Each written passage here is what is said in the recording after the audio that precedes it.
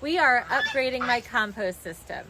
So when we first moved here, we just needed a really simple method of moving all of our leaves, starting a compost pile, and we started with these wire 4-foot diameter bins that were great short term.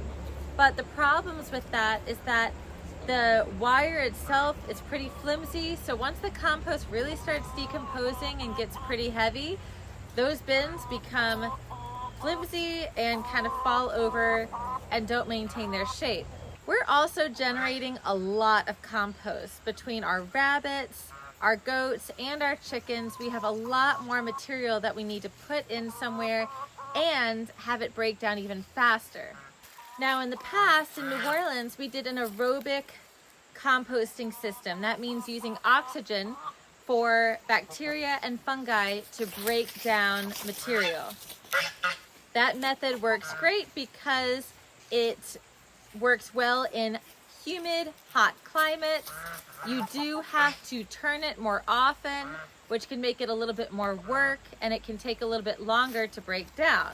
Since we've moved from zone 9B to 7B and it's a little bit cooler here and definitely less humid, we're going to be using an anaerobic composting system, which is using different types of bacteria and archaea, different microorganisms that are breaking down the organic matter. And what's great about this is you need less humidity and less heat to break it down, and it will break down even faster. We'll still need to turn it, and there will still be different maintenance methods, but we're going to get you started and show you exactly how we build it out. And when I say we are building the compost, it's really my husband that I've given some blueprints to, and he's taking it away. So instead of pallets, we are using this scrap metal that actually happened to be on our property. And we're going to do 3 or 4 bays, depending on how much material we have. But as you can see, this has just gotten way out of control. And it's not to say that this kind of composting does not work. You can throw compost in a pile. It's just getting messy and less manageable. So we're not following any particular formula of how to do this. You can do this in any which way, depending on what materials you have. What's nice about this sheet metal that we have is we've got these long strips. So my husband is able to just bend them at the corners. We don't need any additional supports. They're literally just bent into this U shape. And we're gonna make 3 or 4, depending on how many of these we have, and connect them all together in a row. Our compost bins are complete, and now I'm going to show you exactly how we're going to layer everything within each bay, as well as how we have structured the final compost system here. And I'm really excited to clean up our old mess of a compost.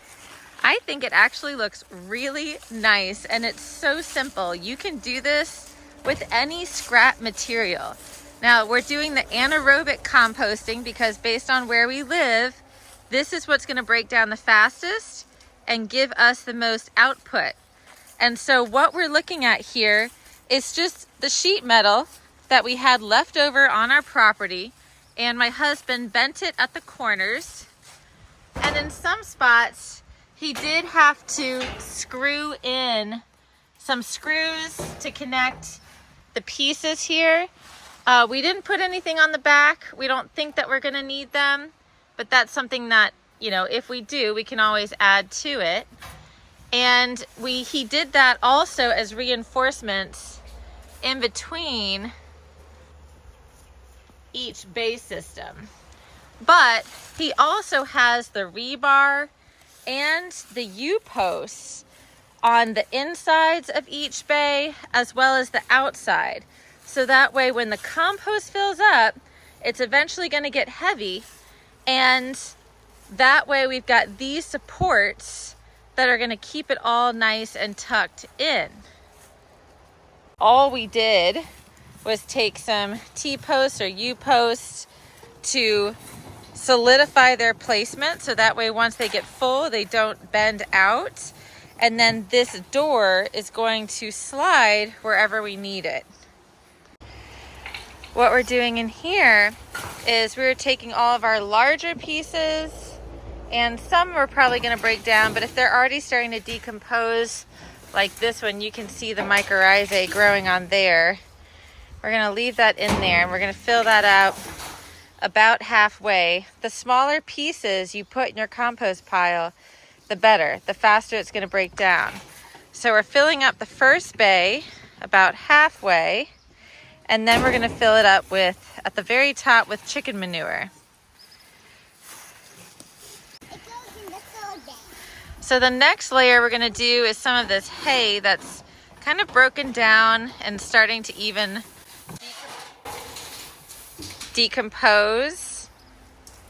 And what you should take from all this is that when you're composting, the best thing you can do is layer big to small in terms of the size of the organic matter.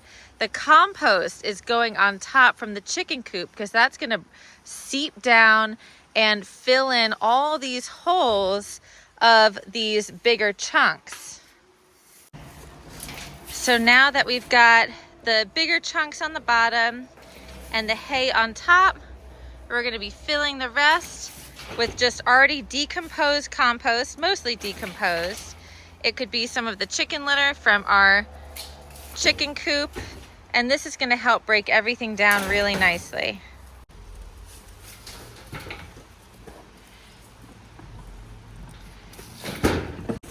What are you getting, Cece? All right. You getting mostly leaves or dirt? Both. All right. So we're gonna scrape all this up. We've already gotten rid of a lot of the compost, and what seemed like mountains over here has already fit in just this one bay. So I'm really excited to see how much we get cleaned up over here and then able to put in the compost.